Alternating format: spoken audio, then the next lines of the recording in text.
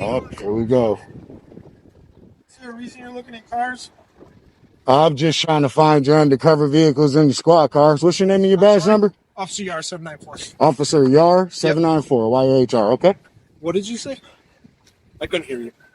So looking for undercover cars. Okay. What's your name and your badge number? Officer Sandler 752. What's your name and your badge number? Cobra 714. Cobra. Okay. I remember you from last time. No. What's your name and your badge number? You get your name because you're looking in cars. What's your name and your badge number? 701. What's your name? Fugman. I'm sorry? Captain Fugman. Captain Fugman, okay? You understand looking in vehicles like that is suspicious. Why is it suspicious? People entering cars? I didn't enter a car.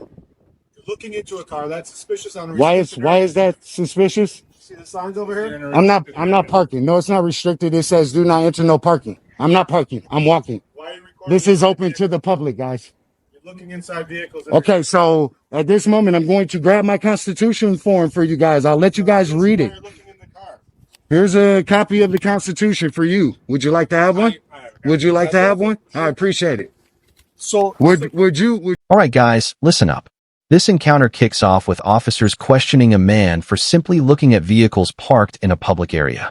They immediately label his actions as suspicious without citing a crime. Names and badge numbers are exchanged as the filmer explains he's searching for undercover cars, completely legal.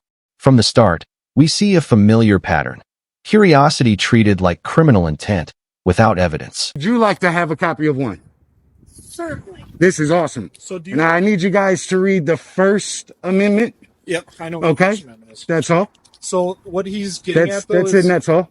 what he's getting at though is in the city of Glendale we get a lot of entry vehicles and stolen vehicles. That has nothing to do with what I'm doing, and you can't put further crimes on me at this moment. I've done nothing. I never said I was looking into vehicles. Which Well, is it doesn't. suspicious. What happens in the past doesn't make me suspicious for doing what I'm doing. Okay, and what crime is suspicion?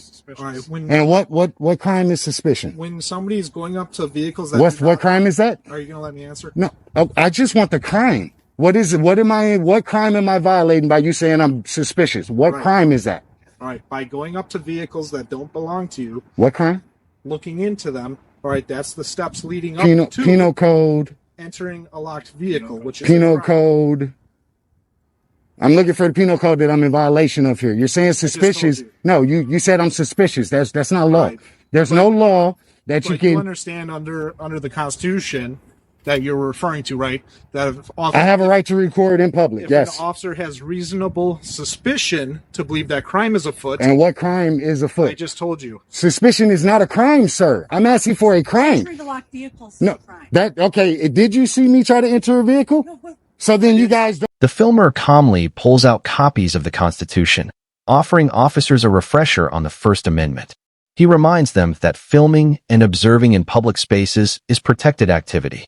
Officers attempt to justify the stop using vague claims of suspicion and past incidents. All right, guys, this is where logic breaks down. Suspicion alone isn't law, and assumptions don't equal probable cause. Don't attempt to put that on me. No, don't. One second. One second before you cop explain. 1 second.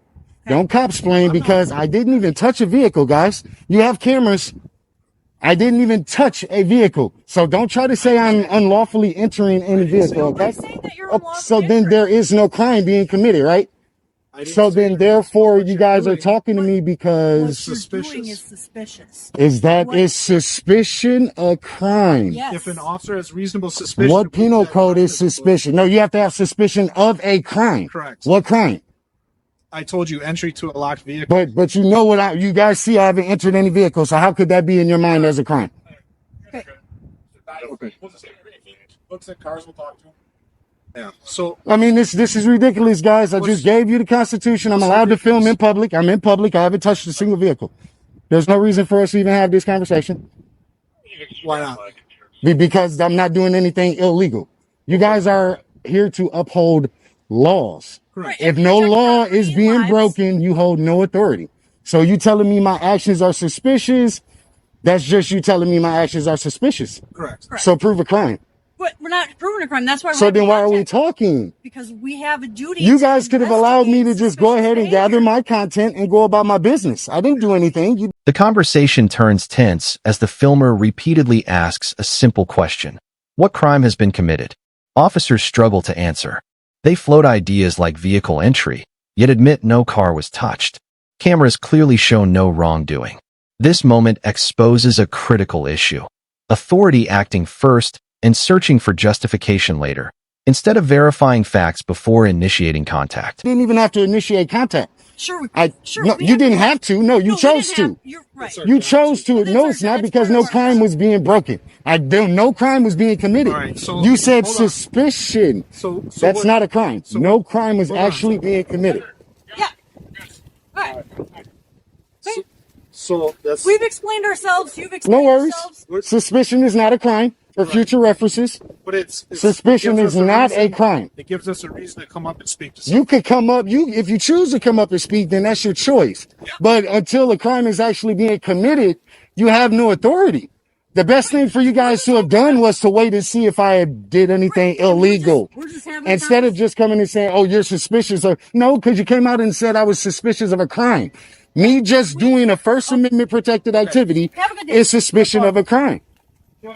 Enjoy the walk of shame, guys. Have a great day. Just to be clear, I am to the right of the telephone pole. It's not a power pole. Alright, I am within the 10-foot easement. And again, I still have two misplaced officers who don't understand they can't do anything. So All right, guys, now the power struggle is clear. Officers admit no crime occurred, yet insist they had the duty to approach. The filmer explains that without a crime, authority disappears. He points out that exercising First Amendment rights is not suspicious behavior. This section highlights a dangerous mindset, where lawful activity becomes a trigger for enforcement simply because it makes officers uncomfortable. both of our days are a lot easier. But no, your Listen, day's a lot easier if I just go. I don't want you to go. You have your freedom to be here right there. You can film all you want from that corner right there. No, you said I could be here. No, I did not. I said off the curb line. You're still on the grass, the curb No, line. you don't seem to understand something. Just see if this makes You're- sense. I'm listening. I'm listening. Take the federal, Go ahead. take this soldier part out of it. I'm for a listening. minute. I'm just Joe Schmo. Yep. All right. I'm Joe Schmo. I've got my dominoes from down there, and I don't know what the hell's down there, but let's say I live down there. Okay. All right. And according to the law, Yep. I have to walk towards facing traffic. Yep. All right, as a pedestrian. 100% All right. right. So I'd be walking on this side. Yeah. So am I supposed to walk in the street? No, you can walk on here. So I'm allowed to film here. Thank you very No, much. you're not allowed to film. I'll tell you what. If you really think that, arrest me. You're not listening. Arrest? No. This- Arrest me. no. Arrest me. Before we get to that point, I'm No. gonna do one last time No. answer. We're at that point already. No, we're not at that point. We are at that point because I'll tell you what. Because we're having a discussion. Here, let's make it crystal fucking clear. All right, because this could still hear you. All right. I'll take that ride because you are so wrong, and I hate to do it to a soldier, but you don't want to listen and you just want to sit here and play games. All right. Just so we're You're clear. allowed to be here. All I'm asking you to do is turn off the camera.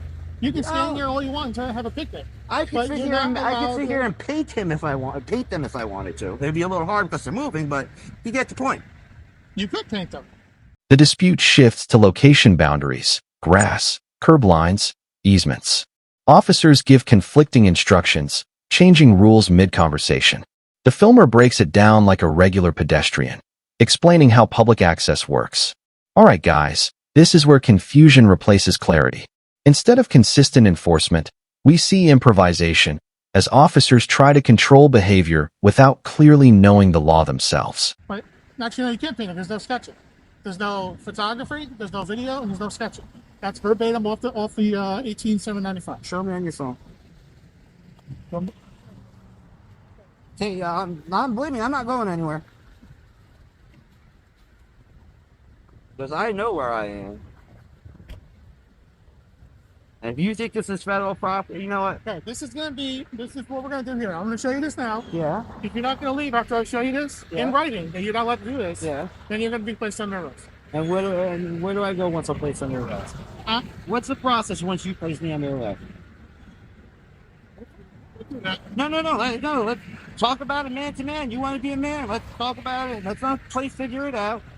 In the interest of national defense, the president is so doing here. Photography, sketching, defense installations. Okay? It shall be unlawful to make any photograph, sketch, picture, drawing, map, or graphical representation of such military or naval installations. I do that. Keep on moving. Hold on. It is unlawful. No. I'd like to read the entire thing.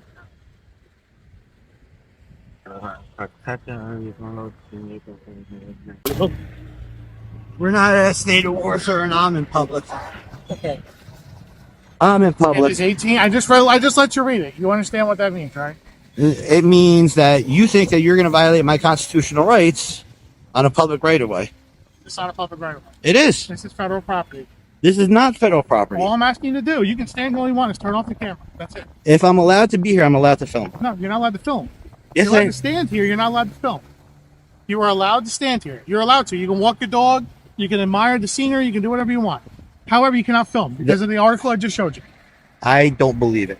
I just showed you. Guess That's what? the federal statute. Guess what? So now we have The federal, that statute does not supersede the First Amendment of the Constitution. That federal statute only applies when I'm on that base. federal property. No, I'm not. Yes, we are, sir. No, I'm not. Let's I've not been go through this route, before. All right, let's just stay at this route. Let's keep having a conversation. I If you want to continue to film, I need you to step over there. and I'm not going to do it. Okay, then we're gonna have to go to the other route.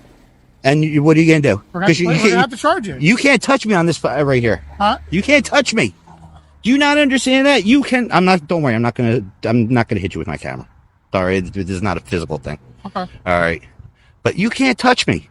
We can charge you because you're not complying with a lawful order, sir. And we are trying to avoid that. Do you understand what I'm saying? You can't charge Yes, me. we can, sir. No. This is curb line. If you step here, you can film all you want. Okay. I can't stop you. Here, I'm Right on the. No, I can't be in the street. I'm on the curb. I'm literally on the motherfucking curb. So is my thing. So you know what? Have a nice day, cocksucker. You want to go wave the white flag? Go wave the white flag. Now I can't do anything because you're on the curb line. Go wave the white Have flag. a good blessed day. Yeah. Go give up to China and North Korea. Don't worry, you're going to be hearing about this. And when I'm sure that you see me on the other side of the gate, filming. The finale escalates fast. Federal statutes are misquoted, arrest threats are floated, and filming is called illegal until officers backtrack. Eventually, they retreat, admitting he can film from the curb. The filmer calls it out as a walk of shame. Alright guys, this documentary ends with a reminder. When citizens know their rights, empty threats collapse, and truth stands firm.